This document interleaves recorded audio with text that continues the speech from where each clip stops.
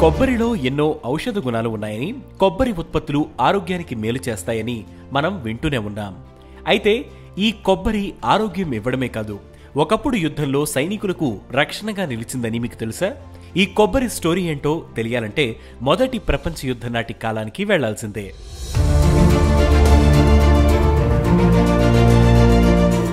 World coconut day సందర్భంగా ఆ కథ ఏంటో ఈరోజు అనగనగాలో తెలుసుకుందాం.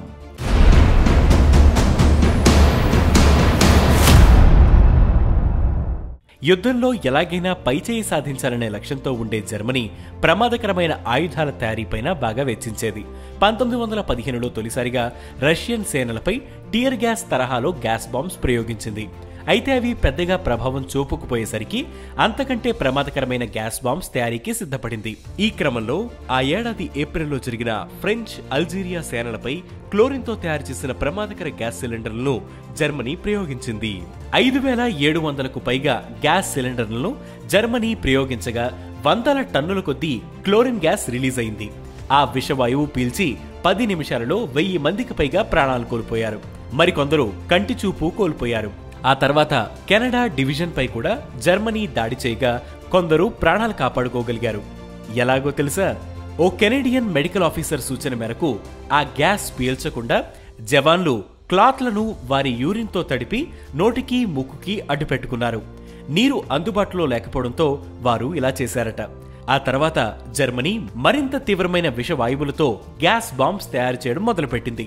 మరోవైపు ఈ విషవాయువులను ఎదుర్కొనేందుకు తగిన గ్యాస్ మాస్కుల కోసం అమెరికా, బ్రిటన్ దేశాల శాస్త్రవేత్తలు కృషి చేయడం మొదలుపెట్టారు. బాదం, Arabian acorns, grape seeds, Chinese velvet beans వంటి ఎన్నో పదార్థాలతో ప్రయోగాలు చేశారు.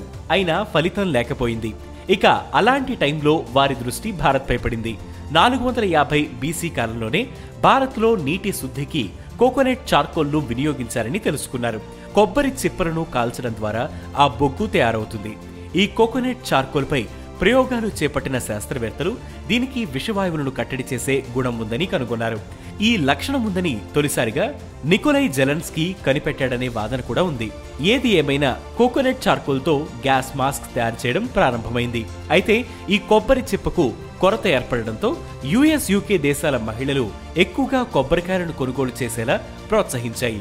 వారు వినియోగించి పడవేసిన కొబ్బరి పెంకులను సేకరించి వాటితో తయారు చేసిన చార్కోల్ పౌడర్ను గ్యాస్ మాస్క్ తయారీకి వినియోగించేవారు. అలా కొబ్బరి ప్రపంచ యుద్ధంలోనూ కీలక పాత్ర పోషించింది. ఈ కోకోనట్ చార్కోల్కు విషవాయువులను తట్టుకునే గుణం ఉందని విదేశీ శాస్త్రవేత్తలు మన పురాతన భారతీయ నాగరికత ద్వారా గ్రహించడం మరో విశేషం.